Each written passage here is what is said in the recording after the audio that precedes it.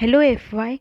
Since we have seen the units of measurement where we have learned about the SI units and also we have learned about the electromagnetic spectrum of light, here we are going to begin the new part of this chapter, which is microscope, and very important because you are the student of microbiology now and you must be aware about the microscopy.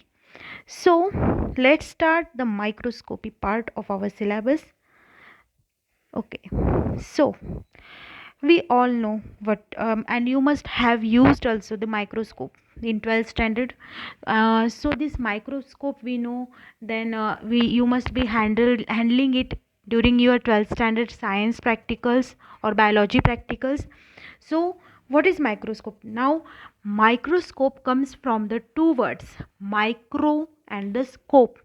Micro means small and the scope means to focus something or to aim something. Okay, so microscope is an instrument, it is an equipment or it is an instrument which we used to see the small definite objects which we can't visualize by our eyes or the naked eyes. So Hindi में ही बोलो तो या तो common common language में बोलो तो microscope एक ऐसा इंस्ट्रूमेंट है, एक ऐसी चीज़ है जिसके ज़रिए हम जो हमारे जो है नेकेड आइज से विजुअलाइज नहीं कर पाते, फॉर एग्जांपल माइक्रो ऑर्गेनिजम्स, तो हम उनको देख पाए, उनको ऑब्जर्व कर पाए एंड हम उनका जो है स्ट्रक्चर की स्टडी कर सके because they are very important, you know that. So microscopy क्या है? So, microscopy is the science of investigating the small objects using an instrument called microscope. तो माइक्रोस्कोपी, जहाँ पे भी स्कोपी ये सब वर्ड आता है तो you need to understand it is something related to study. So microscopy क्या होता है? ये जब हम स्मॉल ऑब्जेक्ट्स का स्टडी करते हैं तो इसको हम बोलते हैं microscopy. The thing or the study or the science which deals with the investigation of the small objects. Okay, then now we need to learn कि ये माइक्रोस्कोप आया कहाँ से, किसने हमें इतनी काम की चीज़ इंट्रोड्यूस करवाई, किसने हमें ये काम की चीज़ दी है. Actually we need to know that. So we will learn about the microscope history. So talking about the microscope history, ये जो माइक्रोस्कोप है, अब ये पहले जो है ऐसा कि मतलब जैसे हमको आज स्ट्रक्चर दिख रहा है वैसे ही इन्वेंट नहीं हुआ था. उसके लिए कुछ रिसर्च किया गया था, कुछ साइंटिस्ट ने वर्क किया, उसके बाद हमें ये फाइनल स्ट्रक्चर मिला और अब भी इस पर रिसर्च जारी है, तो हमें नए नए वर्जन्स ऑफ माइक्रोस्कोप मिल रहे हैं. ओके, सो हिस्ट्री की बात करें, ड्यूरिंग द फर्स्ट सेंचुरी, हमारे फर्स्ट सेंचुरी में हमारे लाइक पूर्वजों ने, we can say, they had been invented, they were trying to research, और उन्होंने क्या डिस्कवर किया? ग्लास को डिस्कवर किया. ऐसा ग्लास जिससे हम किसी चीज़ को ऑब्जर्व कर सकते हैं, थोड़ा सा टेस्ट कर सकते हैं, या फिर नोटिस कर सकते हैं. दिस इज़ द थिंग कि उन्होंने एक ग्लास इन्वेंट किया जिससे we can observe the things. Okay, they tested the different shapes of the clear glass and one of the samples were thick in the middle and thin at the edges. तो क्या हुआ? they got some glass, उनको कुछ ऐसा glass मिला कि जो ऐसे थोड़ा सा थिक है at the centre part. Okay, और थोड़ा थिन है, थोड़ा जो आउटर पार्ट है या डायमीटर है उस पर वो थोड़ा थिन है, मतलब जैसे आपने कॉन्वेक्स लेंस वी कैन से और ओवल शेप का है. ओके, सो दैट उन्होंने जब ये जो नया किस्म का उनको जो कांच मिला, दे टेस्टेड इट, उन्होंने देखा कि उससे जो है कुछ चीज़ें मैग्नीफाई हो रही है, कुछ चीज़ें थोड़ी सी साइज में बड़ी दिखती, if we look it under that glass. Okay, then उनको ये पता चला कि एक और डिस्कवरी हुई. आपने एक्सपेरिमेंट किया होगा कि ग्लास जब हम किसी ग्लास को हम ऐसे सन के अंडर रखते हैं एंड उसके नीचे आप कागज़ के टुकड़े रखो या कागज़ रखो, इट गेट्स बर्न. ये बहुत पुराना एक्सपेरिमेंट हमें साइंस में था, स्टडी में. सो यही एक्सपेरिमेंट इन्होंने भी किया कि उन्होंने वो ग्लास को ऐसे रखा सन रेज के अंडर, तो वो जो पेपर था वो बर्न करता है वो glass because of that intensity. इसी से उन्होंने जो है इन लेंस को मैग्नीफायर नाम बोला और बर्निंग ग्लासेस नाम दिया। ओके, और अब ये लेंस नाम कहाँ से आया? इनको लेंस नाम पड़ा बिकॉज उनका शेप मैंने आपको बताया सेंटर में थिक होता है and at the edges it is very thin, तो उनको नाम दिया गया लेंटिल। ओके, और ये लेंटिल्स के जैसे शेप होने की वजह से they are named as lens. तो आपने कभी लेंटिल्स की जो है बीन्स देखी होगी कि नहीं, आई डोंट नो। वो जो है बीन्स होती है वो कैसे ऐसे सेंटर में थोड़ी पफी होती है and at the edges it is very thin, तो वैसे ही इनका शेप होता है, इसकी वजह से they were called as the lens. Okay, so now जो माइक्रोस्कोप था जो हम इन्होंने डिस्कवर किया था स्टार्टिंग में, it was very very less power, about 1 power, या तो फिर 6x to 10x तक वो माइक्रोस्कोप था। अभी हमारा माइक्रोस्कोप 100x तक होता है। तो वो जो लेंसेज थी वो बहुत कम मैग्नीफिकेशन की थी एंड उनको जो है यूज़ किया जाता था बस जो छोटी छोटी फ्लीज होती है या मक्खियाँ होती है उनको देखने के लिए, या तो कुछ कुछ छोटे छोटे इंसेक्ट्स होते हैं उनको देखने के लिए। ओके, देन उसके बाद एक और साइंटिस्ट आया, डच साइंटिस्ट इन 1590। उसने क्या किया, उन्होंने जो है दे ही डिस्कवर्ड दैट, उसका नाम था ज़ैकेरिस जैनसेन। उन्होंने क्या किया, उन्होंने और उनके फादर ने, हंस उनका नाम था, उन दोनों ने मिलकर क्या किया, ये लेंसेज को टेस्ट किया। उन्होंने क्या किया, यही लेंसेज एक के ऊपर एक प्लेस की, एक ऑब्जेक्टिव और एक पाइप में, और फिर यही सब लेंसेज से उन्होंने ऑब्जर्व किया। तो उनको क्या पता चला कि इनकी मैग्नीफिकेशन जो है या उनकी जो एनलार्जमेंट करने की, मतलब जूम करने की, वी कैन से इन सिंपल लैंग्वेज, जूम करने की जो कैपेसिटी वो थोड़ी ज़्यादा हो गई, इनका मैग्नीफिकेशन इम्प्रूव हो गया। तो इन्होंने एक्चुअली कंपाउंड माइक्रोस्कोप की इन्वेंशन की। हाउ, उन्होंने जो पहले वाले साइंटिस्ट थे जिन्होंने फर्स्ट सेंचुरी में ग्लास, ऐसा ग्लास डिस्कवर किया था जो थोड़ा मैग्नीफाई करता है, इन्होंने उसको मॉडिफाई किया। इन्होंने एक के ऊपर एक लेंस रखी, एक ट्यूब में रखा इन लेंस को, एंड वही उसी के थ्रू जब उन्होंने ऑब्जर्व किया तो उनको और एनलार्जमेंट दिखा, और मैग्नीफिकेशन दिखा, और जूमिंग पावर दिखी। तो कहीं ना कहीं इन्होंने ही कंपाउंड माइक्रोस्कोप की उस टाइम में इन्वेंशन की, ज़ैकेरिस जैनसन। ओके, एंड उनके फादर थे हंस। ओके, देन इसके बाद आए गैलीलियो। आपने सुना होगा गैलीलियो, ये साइंटिस्ट ने टेलीस्कोप इन्वेंट किया था। तो इन्होंने क्या किया, गैलीलियो और उनके साथ रॉबर्ट हुक जो सेल की डिस्कवरी कर चुके, उन्होंने इस माइक्रोस्कोपी का फोकसिंग डिवाइस जो है उन्होंने ऐड किया उसको, और उन्होंने इसके मदद से ऑब्जर्वेशंस की, कुछ सेल्स वगैरह इन्वेंट किया। आपको पता होगा सेल का इन्वेंशन रॉबर्ट हुक ने किया था। और उन्होंने जो इन्होंने माइक्रो ऑर्गेनिजम्स का एक्चुअल में ऑब्जर्व किया और उनको नोट डाउन किया एक बुक में which was called as Micrographia, और वो पब्लिश की in 1965। Okay, then this Robert Hooke जो है जिन्होंने सेल की डिस्कवरी की थी, उनको बोला जाता है English father of microscopy, English father. Okay, and इन्होंने जो है अपना लाइफ, पूरी लाइफ जो है वो माइक्रोस्कोप में और उनके डिज़ाइंस की इम्प्रूवमेंट करने में ही निकाल दी पूरी। Then there come Antony लेवेनहुक। आपको ये नाम जो है ना एंटोनी लेवेनहुक, वो आपको बहुत फैमिलियर होगा बाद में, अभी ये नया नाम है, बट आप याद रखो ये फादर ऑफ माइक्रोबायोलॉजी है। इन्होंने माइक्रोबायोलॉजी में बहुत सारे कॉन्ट्रीब्यूशंस किए, that is why is called as the father of microbiology. तो आपको अगर कहीं पूछा जाए कि फादर ऑफ माइक्रोबायोलॉजी कौन है, so remember his name Antonie Leeuwenhoek. Okay, तो इन्होंने क्या किया, ये भी थोड़े माजे हुए खिलाड़ी थे। उन्होंने दे हैड दैट स्किल कि उन्होंने ग्लास को फाइन मेटल वर्क वगैरह करके उनको ये आता था ग्लास का और मेटल का वर्क करना।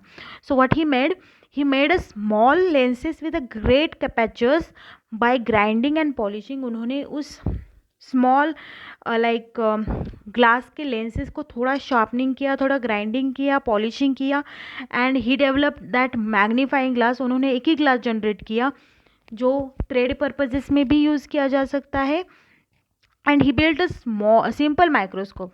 In which year? In 1671. Okay, so what he did that he started observing. अब उनको थोड़ी वो साइंटिस्ट है, तो उन्होंने क्या किया, स्किन हो, हेयर हो, सलाइवा हो, ब्लड हो, उनको ऑब्जर्व करने लगे वो, और उन्होंने नाम दिया एनामेक्यूल्स, जिनको आज हम बोलते हैं प्रोटोजोआ बोलते हैं, हम बैक्टीरिया बोलते हैं, उनको उन्होंने क्या नाम दिया था, एनामेक्यूल्स। उन्होंने हेयर में से, देन सलाइवा, स्किन में से उन्हें माइक्रो ऑर्गेनिज्म मिले, लाइक बैक्टीरिया और द प्रोटोजोआ, उन्होंने उनको नाम दिया एनामेक्यूल्स.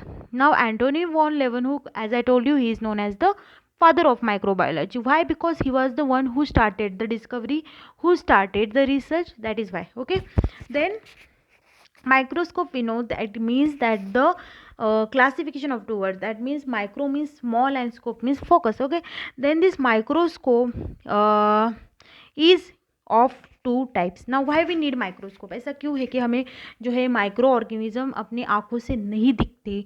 ऐसा क्यों है कि हमें माइक्रोस्कोप की ज़रूरत पड़ती है? नाउ आपको पता होगा कि ह्यूमन आई जो है वो ऐसे ही ऑब्जेक्ट्स को देख पाती है जिनकी साइज़ जो है, ऐसे ऑब्जेक्ट को नहीं देख पाती जिनकी साइज़ 0.1 mm से ज़्यादा है.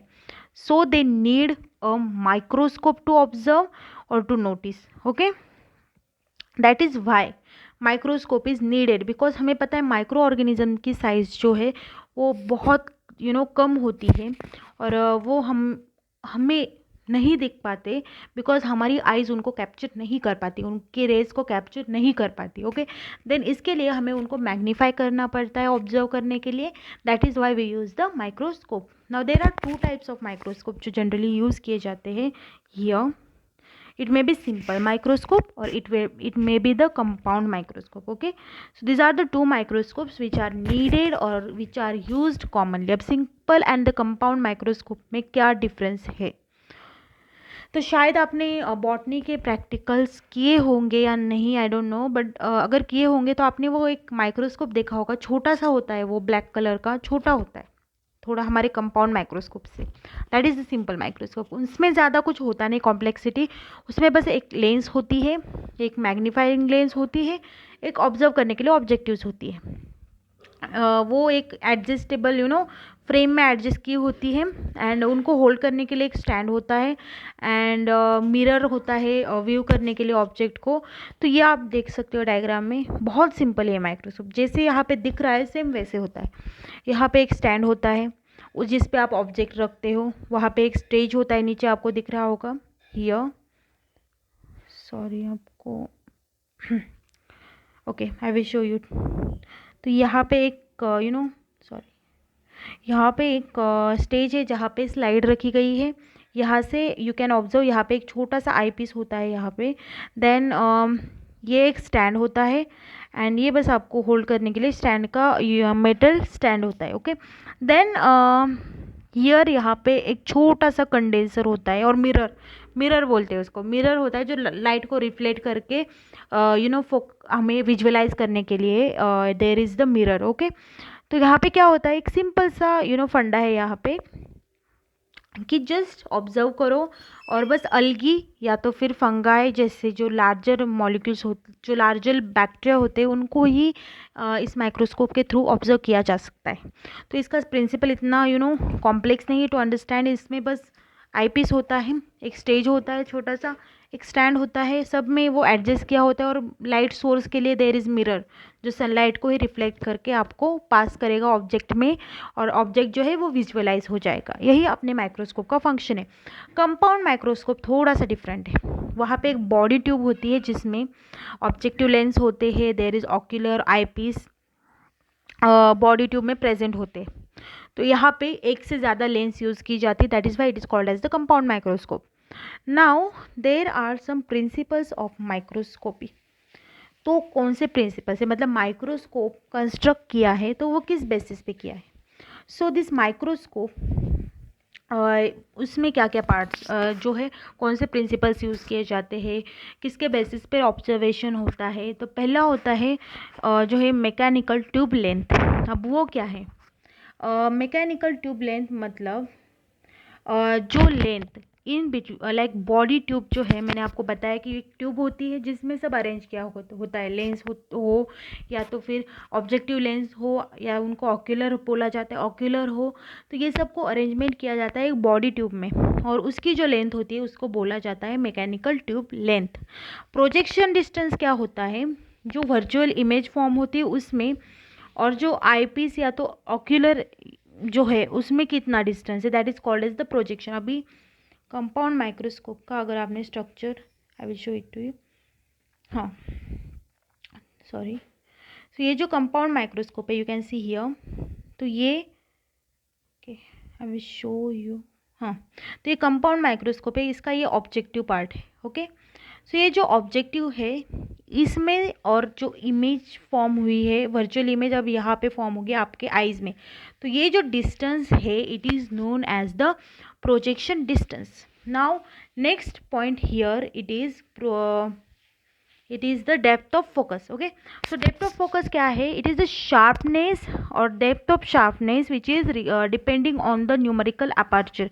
अभी उससे पहले we need to know what is numerical aperture.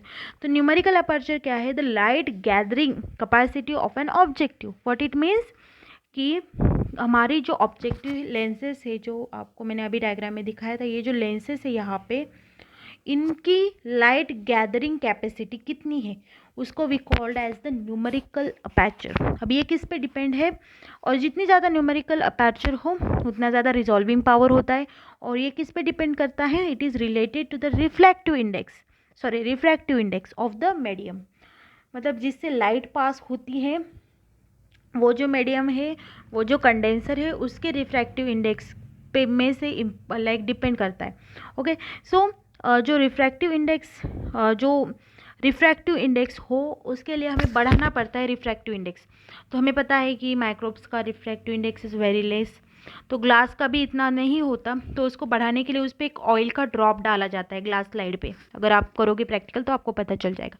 तो उससे क्या होता है, बढ़ जाता है रिफ्रैक्टिव इंडेक्स, या तो एक वाटर का ड्रॉपलेट हम डालते हैं, तो ये सब क्यों करते हैं, to increase the refractive index. Okay, so this numerical aperture क्या है कि लाइट गैदरिंग कितना करता है ऑब्जेक्टिव, एंड उनको अगर साइंटिफिक लैंग्वेज में लाइक मैथमेटिकल इक्वेशन है इसका, Na is equal to n sine alpha. n sine I will show it to you here, okay here, हाँ okay, so this is the numerical aperture. n is equal to capital Na is equal to numerical aperture is equal to n sine alpha, और उसको theta by 2 भी बोला जाता है। Okay, so this n is what, it is the refractive index, और sine theta is the angle of the aperture. Now what is theta, कि मतलब हमने जिस एंगल से देखा और जिस एंगल से लाइट जो है वो रिफ्लेक्ट हो रही है, उसका angle is called as the angle of aperture. Okay, so this is about it numerical aperture. और न्यूमेरिकल अपर्चर पे क्या डिपेंड करता है, डेप्थ ऑफ फोकस। अभी डेप्थ ऑफ फोकस जो है वो इनवर्सली प्रोपोर्शनल है टू दी न्यूमेरिकल अपर्चर। जितना ज़्यादा न्यूमेरिकल अपर्चर है उतना कम डेप्थ ऑफ फोकस है। Now next point is resolving power. आपने बहुत बार ये वर्ड सुना होगा कि रिजॉल्विंग पावर होती है माइक्रोस्कोप की, तो ये क्या है, it is the ability of a microscope to distinguish between the two points lying very close to each other। अभी माइक्रो ऑर्गेनिजम्स आपको पता होंगे इतने माइन्यूट होते कि डॉट के जैसे भी, no sometimes we observe them. अब इन डॉट्स को अगर वो पास है तो उनमें डिस्टिंग्विश करना बहुत मुश्किल होता है। तो यही माइक्रोस्कोप का काम है, उसका रिजॉल्विंग पावर थोड़ा अच्छा होना चाहिए, सो दैट हमें दो माइक्रोब्स में या दो डॉट्स में जो है वो डिफरेंस दिखे, उनमें जो डिस्टेंस है वो विजुअलाइज हो। That is the main aim of the microscope. Okay, the greater is the resolving power, the smaller is the minimum distance between the two lines और the two point that can still be distinguish. जितना ज़्यादा resolving power हो, कितना भी कम distance हो उन दोनों points में, वो भी विजुअलाइज हो जाता है अगर रिजॉल्विंग पावर माइक्रोस्कोप का अच्छा हो तो। ओके, लिमिट ऑफ रिजोल्यूशन एक कंसेप्ट है अगेन, तो वो क्या है, so this limit of resolution is nothing, it is defined as the minimum distance at which two objects lying very close to each other appear as the two distinct objects। okay, तो ये क्या है कि दो जो objects है जो very close proximity में, उनमें कितना डिस्टेंस है, ज़्यादा कम से कम जो डिस्टेंस है, that is the limit of resolution. Okay, और ये डिपेंड करता है on the numerical aperture. So it is like inversely proportional to the limit of numerical aperture. Limit of resolution is inversely proportional to the numerical aperture. Then the working distance क्या है? So working distance is the distance between the front line of the lens and the surface of the cover glass or the specimen. Simple.